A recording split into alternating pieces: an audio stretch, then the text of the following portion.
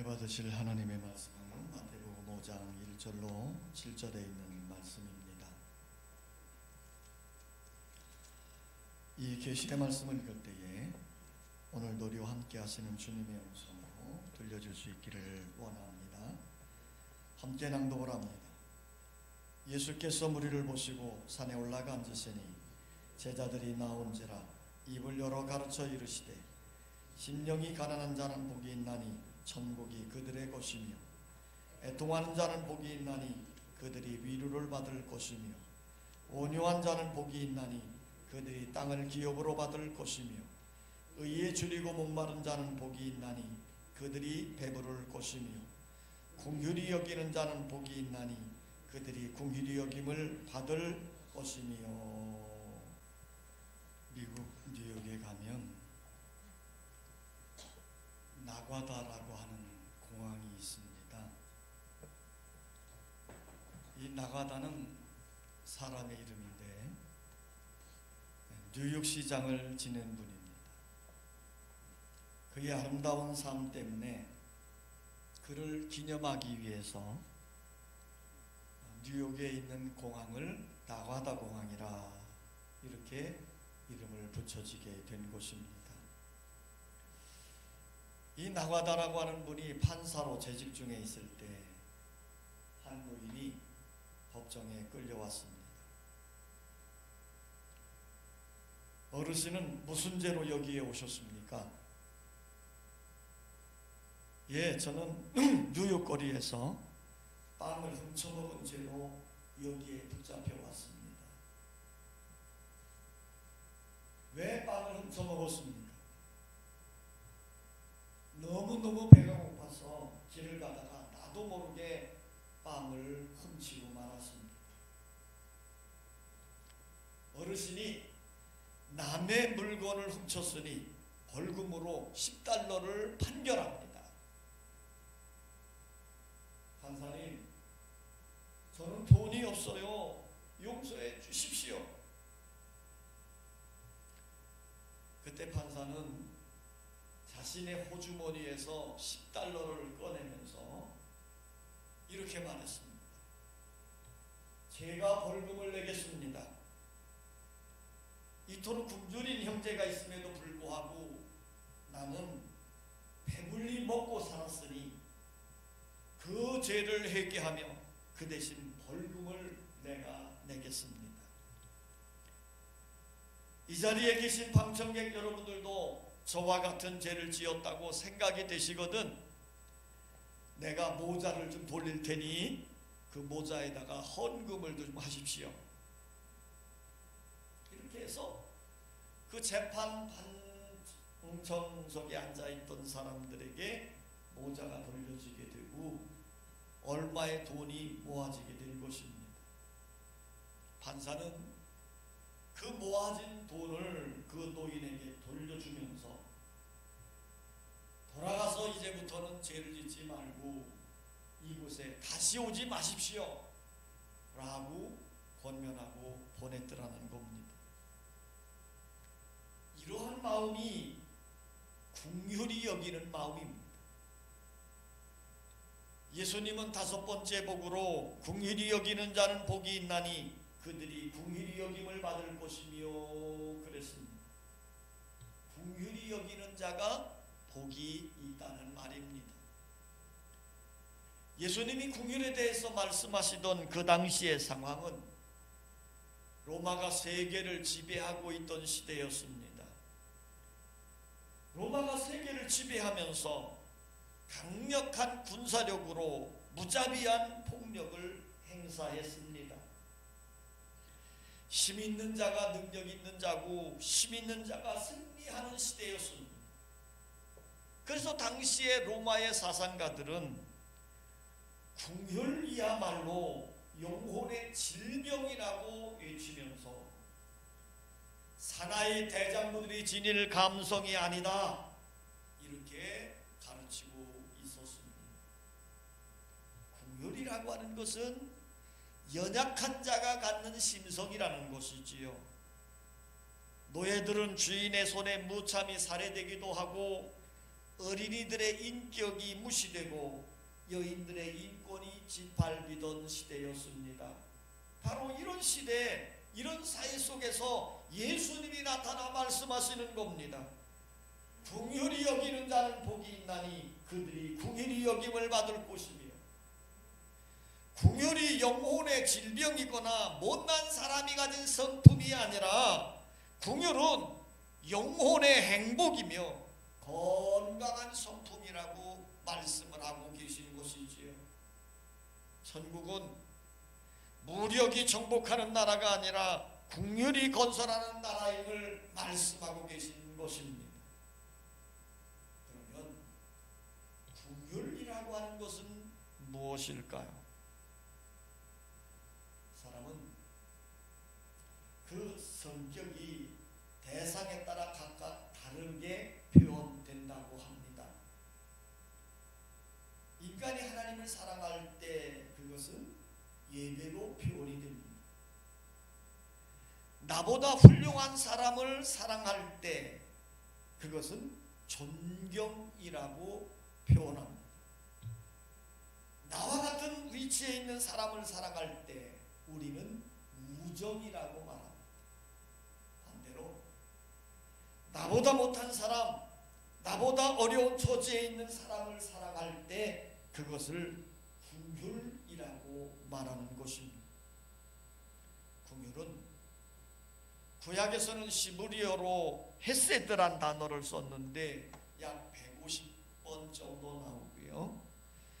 신약에서는 헬라어로 엘레오스라는 단어를 썼는데 27번 정도 나옵니다. 이 긍휼의 뜻이 무엇일까? 긍휼은 자기 스스로 잘못하여 당연한 결과로 생겨진 비참한 상태 속의 사람을 불쌍히 여겨 돕는 믿음입니다. 불쌍히 여기는 마음으로 돕는 믿음이다 이 말이에요.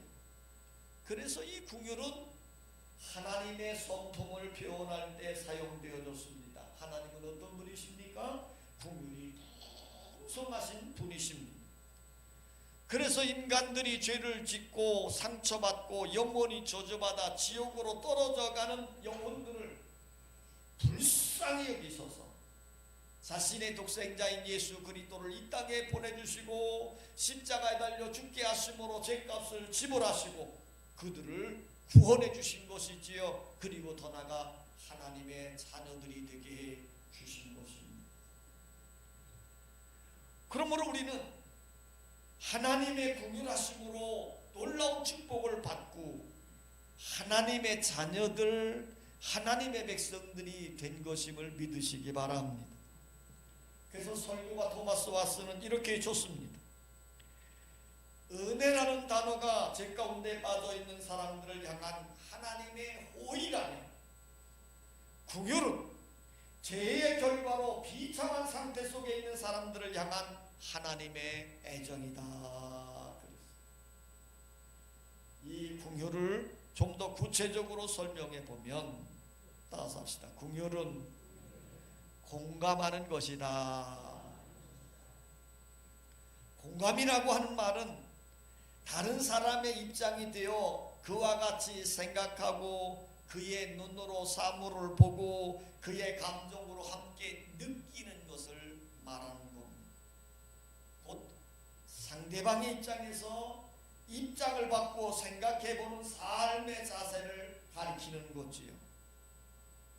남편이 아내의 입장에서, 아내가 남편의 입장에서, 부모가 자식의 입장에서, 자식이 부모의 입장에서 생각해 보는 것입니다.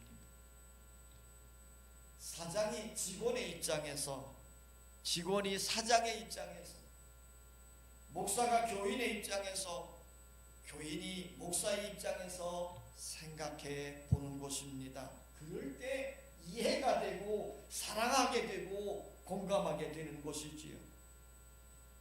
예수님은 늘 우리들을 대할 때 죄인의 입장에서 우리를 생각해 주심으로 항상 죄인들을 긍휼히 여겨주신 것을 우리는 알 수 있습니다. 긍휼은 어떤 것이냐? 따라서 합시다. 긍휼은 용서하는 마음이다. 야고보서 2장 13절에 보면 긍휼을 행하지 아니하는 자에게는 긍휼 없는 심판이 있으리라 그랬습니다. 이 말씀은 다른 사람을 용서할 수 있는 사람만이 하나님의 용서를 받을 수 있다, 그런 말이에요. 아주 무서운 말입니다.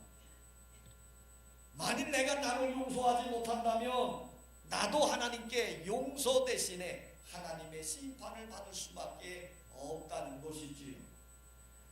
우리가 늘 암송하고 있는 주기도문에서도 우리가 우리에게 죄 지은 자를 사하여 준 것 같이 우리 죄를 사하여 주옵시고 그랬어요.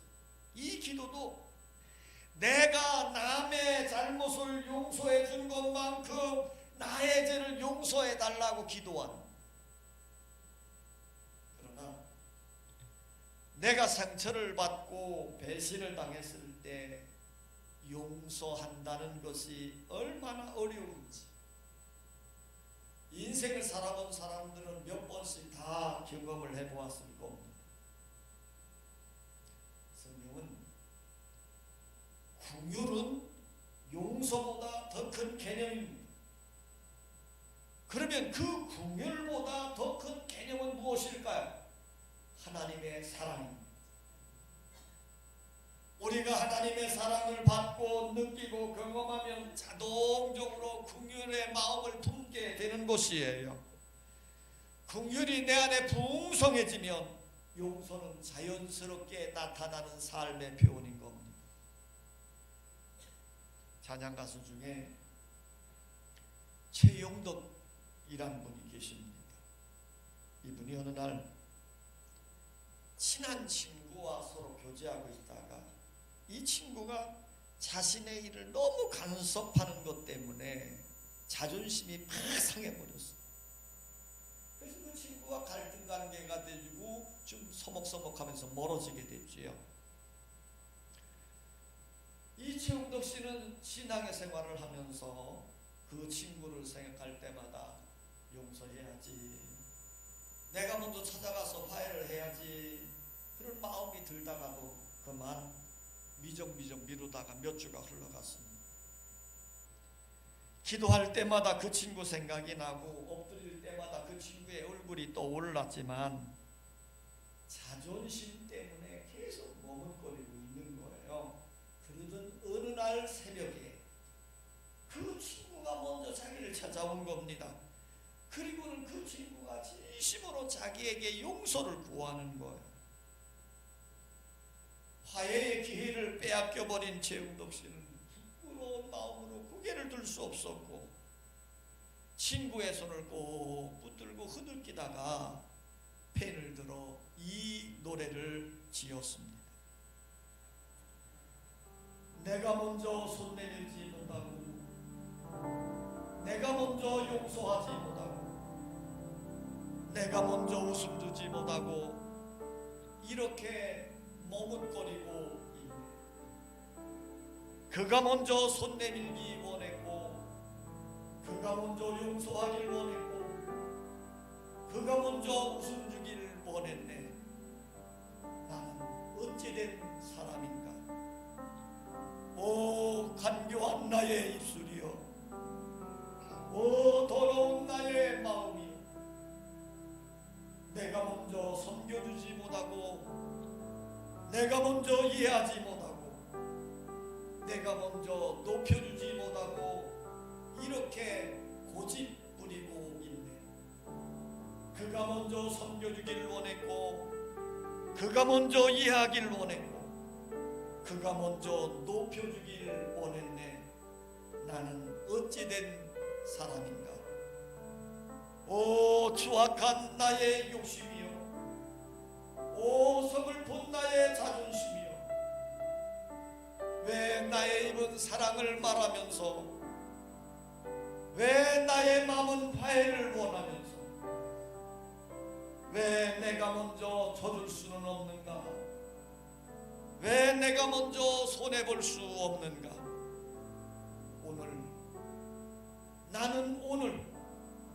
나는 주님 앞에서 몸둘 바를 모르고 이렇게 흐느끼며 서 어찌할 수 없는 이 마음을 주님께 맡긴 채 싸움은 손에 아닌 것이 없고 용서는 이익 아닌 것이 없습니다. 용서가 없는 곳에는 언제나 상처나 피 흘림이 계속되지만 용서가 있는 곳에는 새로운 축복의 역사가 시작되는 것입니다. 따라서 합시다. 긍휼은 마음이 아니라 행동이다. 긍휼을 가장 잘 보여준 사건이 있다면 선한 사마리아인의 이야기입니다. 예루살렘에서 한 사람이 여리고로 내려가다가 강도를 만나서 있는 거 다 빼앗기고 몸을 씹이 다쳐서 쓰러져 있는 거예요. 이 길을 제사장이 지나갑니다. 길을 가다가 강도 만나 쓰러져 있는 사람을 만났어요. 그를 볼 때 측은심도 들고 불쌍한 마음도 들었지만 지금 자신이 가야 하고 해야 할 일이 있기 때문에 그냥 지나쳐갔어요. 이 길을 레위인이 지나갑니다. 이 레위인도 강도 만나 쓰러져 있는 사람을 보았을 때 불쌍하고 측은한 마음이 들었지만 자신도 바쁘게 해야 될 일이 있기 때문에 그냥 지나쳐갔습니다. 그 길을 사마리아인이 지나갑니다. 강도 만나 쓰러진 유대인을 보았을 때 이 사마리아인은 그냥 지나치지 않았습니다. 측은지심을 가지고 불쌍히 여기는 마음을 가지고 강도 만난 사람에게 다가가서 그 상처 위에 포도주를 붓고 상처를 싸매주고 그리고 자신이 타고 있던 나귀에 이 사람을 태워서 주막에 입원을 시켜 주었지요. 이 사마리아인은 불쌍한 마음만 가진 것이 아니라 직접 상처를 싸매주고 주막까지 데리고 갔다는 것입니다. 예수님은 제자들에게 이 선한 사마리아인의 비유를 들려주면서 강도 만난 자의 이웃이 누군가 하고 제자들에게 물었습니다. 그러자 제자들이 한 목소리 이렇게 외칩니다. 자비를 베푼 자니이다. 자비를 베푼 자니이다. 근데 주님이 이렇게 말씀합니다. 가서 너희도 이와 같이 하라. 선한 사마리아인처럼 불쌍하고 측은한 마음만 갖지 말고 직접 자비를 베풀라고 권고하신 것입니다. 긍휼은 사마리아인처럼 행하는 것입니다. 자, 그러면 어떻게 긍휼을 베풀 수 있을까? 예수님은 마태복음 9장 13절에서 너희는 가서 내가 긍휼을 원하고 제사를 원하지 아니하노라 하신 뜻이 무엇인지 배우라 그랬습니다. 오늘 우리가 어떻게 해야 긍휼히 여기는 마음을 가질 수 있을까? 따라서 합시다. 주님이 나를 어떻게 긍휼히 여겨주셨는지 생각해 보는 것이다. 자, 여러분, 내가 어떤 존재인가를 생각해 봐야 돼요. 하나님이 어떻게 나에게 긍휼을 베풀어 주셨는지, 어떻게 나를 용납해 주시고 용서해 주셨는지를 늘 생각하는 겁니다. 우리는 어떤 존재였습니까? 죽어야 마땅하고 지옥 가야 할 당연한 존재였고 저주받아야 될 마땅한 인간이었습니다. 그런데 하나님은 그런 불쌍한 죄인들을 긍휼히 여겨주셔서 자신의 독생자인 예수 그리스도를 이 땅에 보내주셨고 우리들이 받아야 될 형벌과 고통을 예수님이 십자가에서 다 당하게 해주심으로 죄값을 갚아주셨고 그리고 우리 예수님의 이 대속의 은혜를 통해서 우리가 사죄함을 받고 새 사람이 되어지고 구원함을 받고 하나님의 백성들이 되어졌다 하는 것입니다. 오늘 우리는 항상 이처럼 하나님의 한량없는 사랑과 무한한 긍휼하심을 입고 이렇게 하나님의 아름다운 백성들이 되어졌다 이 말입니다. 이것을 깊이 생각합니다. 그러면 우리들의 마음에 궁율의 마음을 지닐 수 있게 되는 줄 믿습니다. 우리의 마음이 어떨 때에 궁율이 생겨지는가? 따라서 합시다. 하나님의 말씀을 붙들어야 한다. 하나님은 우리에게 궁율을 베풀어 주시면서 우리도 궁율을 베풀며 살기를 권고하셨습니다. 제자들에게도 늘 궁율을 베풀려고 하는 거예요. 용서하며 살라는 거지요. 그때 베드로가 이렇게 질문을 합니다. 주여, 형제가 내게 죄를 범하면 몇 번이나 용서하여 주리이까? 7번까지 하오리이까? 당시 유대인 랍비들은 형제가 잘못하면 3번까지 용서해 주라고 권면을 합니다. 당시의 유대인 사이에서는 서로 잘못을 했을 때 1번, 2번까지만 용서해 주었어요. 그런데 랍비들은 그것 가지고는 부족하다. 그러니 1번도 해서 3번까지 용서해 줘라, 이렇게 가르치고 있는 시대였습니다. 이때 베드로가 예수님에게 말하는 거죠. 7번까지 용서하겠습니까? 이 말이에요. 지금 베드로는 선심 쓰듯 7번까지 용서하겠다는 겁니다. 아마도 이런 말을 하면서 예수님의 칭찬을 들으려 했는지도 모르겠어요. 그런데 베드로의 이 말을 들은 예수님이 이렇게 말하는 겁니다. 7번을 70번까지라도 용서해 줘. 우리가 궁율의 마음을 품고 용서하는 것은 끝이 없다 이 말입니다. 예수님이 용서에 대한 비유의 말씀들을 많이 주셨는데 어떤 사람이 있었습니다. 이 사람은 주인에게 엄청난 빚을 줬어요. 1만 달란트에 해당하는 빚을 줬어요. 아마 오늘날의 돈으로 계산한다면 수백억을 넘어서 수조 원에 해당하는 가치였을 겁니다. 이 사람이 엄청난 빚을 탕감할 길이 없는 거예요. 그래서 절망적인 상태에 빠져 있었는데 은혜롭게도 주인이 그 어마어마한 돈을 탕감해 준 겁니다.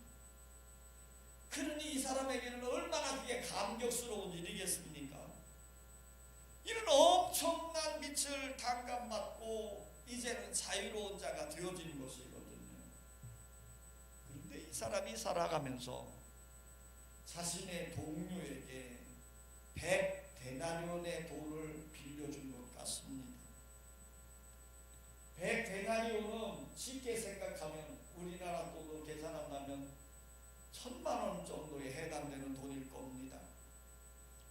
자, 이 사람은 수조 원에 해당되는 엄청난 돈을 탕감받은 자였는데 자신은 자신의 동료에게 1000만 원 빌려주었는데 그 돈을 갚지 않는다고 관원에게 고발해버리고 맙니다.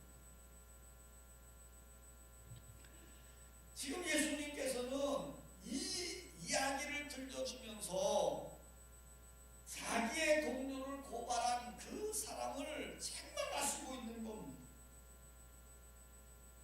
하나님에게 수조 원에 해당하는 생명값을 빚진 자기에게 1천만 원 빚진 자를 용서해 줄 수 없더라는 것이지요. 우리 예수님이 늘 우리에게 권면하는 건 뭡니까? 용서하는 자가 되라는 겁니다. 긍휼을 베푸는 자가 되라는 거예요. 우리가 하나님의 말씀을 붙들고 깊이 묵상할 때 우리의 심령에 긍휼히 여기는 마음이 생겨지는 줄 믿습니다. 우리가 어떻게 할 때 긍휼히 여기는 마음이 생겨질까? 따라서 합시다. 기도해야 한다. 여러분들이 살면서 누군가를 도저히 용서하지 못할 때가 있지 않습니까? 그를 위해 기도해 보십시오. 기도하는 사람은 용서할 수 있습니다. 아무리 내 가슴에 깊은 상처를 입히고 내 삶의 짐을 무겁게 만든 사람이라 할지라도 그를 가슴에 품고 기도해 보십시오. 그러면 용서가 될 것입니다. 예수님은 자기를 십자가에 못 박아 죽이는 사람들을 향해서 이렇게 기도했습니다. 아버지여 저들을 사하여 주옵소서. 자기들이 하는 것을 알지 못함이니.